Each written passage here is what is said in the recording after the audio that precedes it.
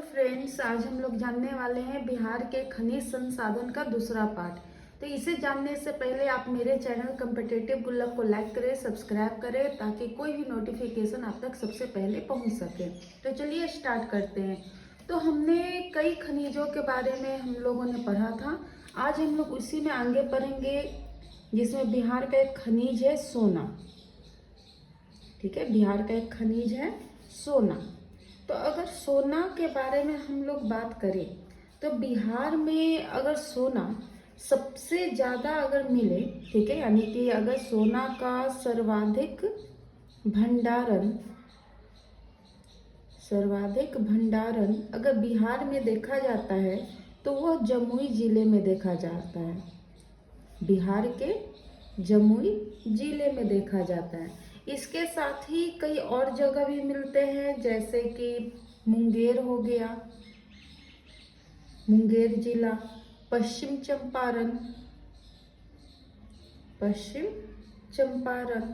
और गया। ठीक है, तो यहाँ भी सोने का भंडारण देखा गया है। ठीक है, यानी कि यहाँ पे कह सकते हैं कि नवीनतम निक्षेप मिला है यहाँ पे, नवीनतम निक्षेप।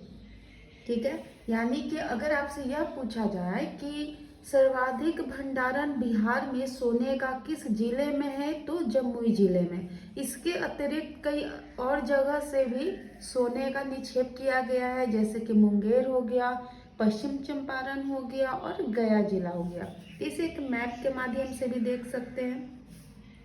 तो सबसे पहले तो एक बिहार बना लेना है। ठीक है, तो यहाँ पे आपका हो गया रोहतास जिला। ठीक है, ये आपका हो गया मुंगेर। यहाँ पे क्या हो गया, मुंगेर। यहीं पे आपका है जमुई।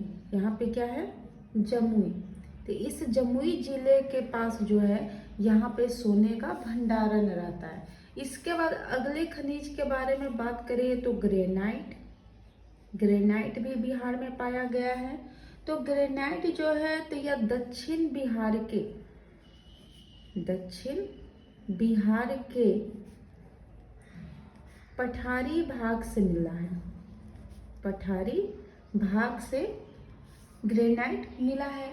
ठीक है, और इसका अगर उपयोग अगर हम लोग कहें कि ग्रेनाइट का किस क्षेत्र में उपयोग करते हैं, तो इसका उपयोग गृह निर्माण कार्यों में किया जाता है।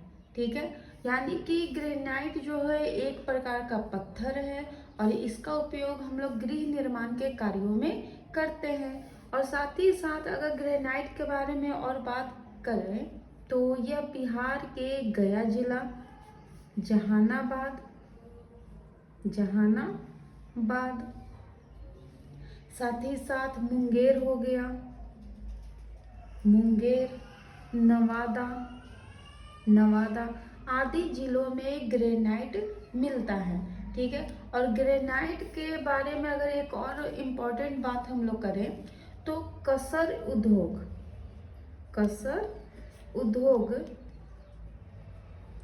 में ग्रेनाइट जो पत्थर होता है उसको काटने का कार्य होता है। यानी कसर उद्योग में ग्रेनाइट पत्थर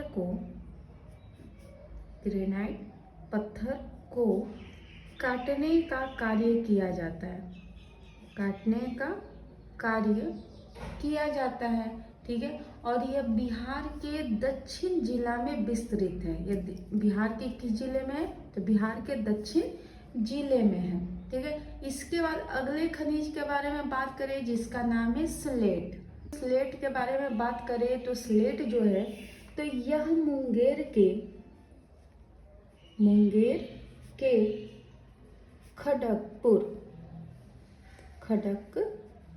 में की पहाड़ियों से प्राप्त होता है। खड़गपुर की एक पहाड़ी है, वहीं से स्लेट खनिज मिलता है।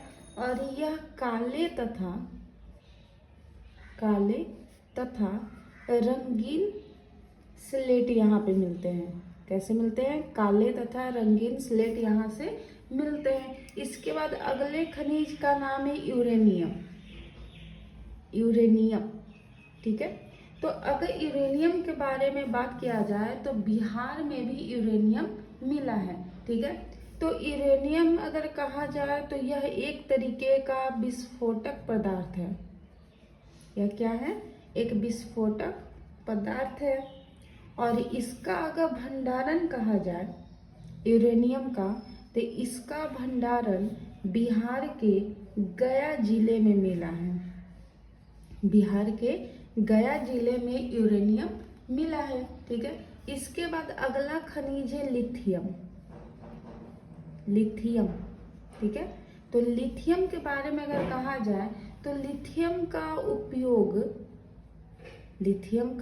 उपयोग बैटरी निर्माण के कार्यों में किया जाता है। बैटरी निर्माण के कार्यों में किया जाता है। और साथ ही साथ लिथियम का भंडारण अगर कहा जाए, ये लिथियम का भंडारण, तो यह भी बिहार के गया जिले से ही प्राप्त हुआ है। बिहार के गया जिले से ही प्राप्त हुआ है। अगले खनिज के बारे में बात करें तो टीन है, ठीक है। तो टीन के बारे में बात करें तो यह भी बिहार के गया जिले से ही प्राप्त हुआ है। कहाँ से? तो बिहार के गया जिले से। तो आप एक तरीके से कह सकते हैं बिहार के मैप्स में, ठीक है, यहाँ पे मैं एक बना देती हूँ। बिहार के मैप में आप कह सकते हैं कि यह जो गया जिला है, ठीक है, यहाँ पे जो गया जिला है, तो गया जिला से आपका यूरेनियम भी मिला है। गया जिला से क्या मिला है? यूरेनियम मिला है। गया जिला से आपका लिथियम भी मिल रहा है, ठीक है। और साथ ही साथ गया जिला से टीन वाले भी खनिज प्राप्त हो रहे हैं। कहते हैं कि गया जिले में कई खनिज प्राप्त हैं। इसके बाद अगला खनिज के बारे में बात करें तो लौह अयस्क आता है। लौह अयस्क, तो अगर हम लोग लौह अयस्क के बारे में बात करें तो लौह अयस्क जो है तो यह बिहार के दक्षिण, यानी कि बिहार के दक्षिणी पठारों में पाया गया है। बिहार के दक्षिणी पठारों में पाया गया है।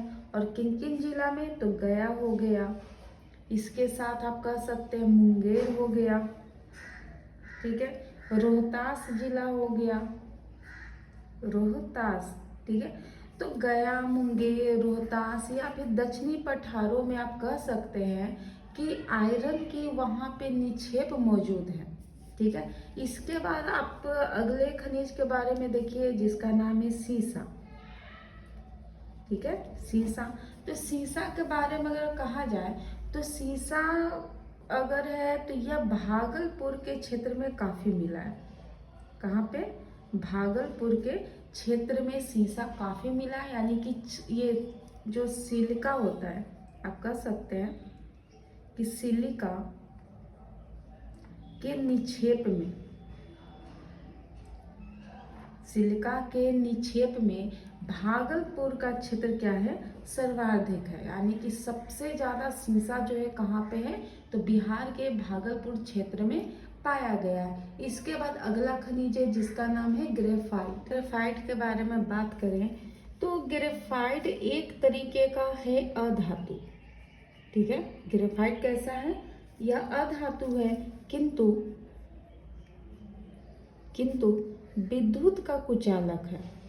विद्युत का क्या है? कुचालक है। इसे साइंस में बहुत अच्छे से डिटेल से बताया जाता है। तो आप बस यहाँ पे इतना याद रखिए कि ग्रेफाइट यह एक अधातु है, किंतु ग्रेफाइट विद्युत का कुचालक होता है। और साथ ही साथ बिहार में ग्रेफाइट का अगर निक्षेप कहा जाए, ठीक है, अगर ग्रेफाइट का निक्षेप कहें, उत्खनन कहें, तो ग्रेफाइट का निक्षेप जो है वह जमुई के, यानी बिहार का जमुई जिला है, ठीक है। तो जमुई के सिमुल तला, ठीक है, आप इसे सिमुल लतला भी कर सकते हैं या सिमुल तला भी कर सकते हैं, तथा मुंगेर की पहाड़ियों से प्राप्त होता है। मुंगेर के पहाड़ियों से प्राप्त होता है। यानी कि आप कह सकते हैं कि ग्रेफाइट जमुई के सिमुल लतला से प्राप्त हुआ है और मुंगेर के पहाड़ियों से भी मिलता है। इसके बाद अगला खनिज है जिसका नाम है क्वार्टरजाइट। क्वार्टरजाइट, ठीक है। तो अगर क्वार्टरजाइट के बारे में बात करें तो क्वार्टरजाइट का जो उपयोग होता है, यानी इस खनिज का जो उपयोग होता है, यह भवन निर्माण के कार्यों में किया जाता है। भवन निर्माण के कार्य में किया जाता है, ठीक है। और यह बिहार के दक्षिण पठारों में क्वार्टरजाइट काफी मौजूद है। इसके बाद अगला खनिज है जिसका नाम है पेट्रोलियम। अगला खनिज है जिसका नाम क्या है? पेट्रोलियम। तो अगर पेट्रोलियम के बारे में बात किया जाए तो बिहार में भी पेट्रोलियम का उत्खनन होता है और कई जिले से, जैसे कि बिहार के पश्चिमी चंपारण, पूर्णिया जिला हो गया, सहरसा, ठीक है। तो इन जिलों में बिहार में पेट्रोलियम के निक्षेप मौजूद है। इसके बाद अगला जो खनिज है जिसका नाम है चीनी मिट्टी। तो आप सभी घरों में देखते हैं कि चीनी मिट्टी के कई वस्तुएं रहते हैं, ठीक है। तो बिहार में अगर चीनी मिट्टी का सर्वाधिक अगर भंडारण कहा जाए, ठीक है, यानी सबसे ज्यादा बिहार में भंडारण अगर कहा जाए चीनी मिट्टी का, तो यह भागलपुर जिले में है। भागलपुर के क्षेत्र में मिलता है। इसके अलावा और कई क्षेत्रों में है, जैसे कि मुंगेर हो गया, पूर्णिया हो गए, ठीक है। तो मुंगेर, पूर्णिया, इन क्षेत्रों में भी चीनी मिट्टी मौजूद है। लेकिन सबसे ज्यादा अगर पूछा जाए तो कहाँ पे है? तो भागलपुर के क्षेत्र में। इसके बाद अगर बात करें अगला खनिज जिसका नाम है सोरा। अगला खनिज जिसका नाम क्या है? सोरा।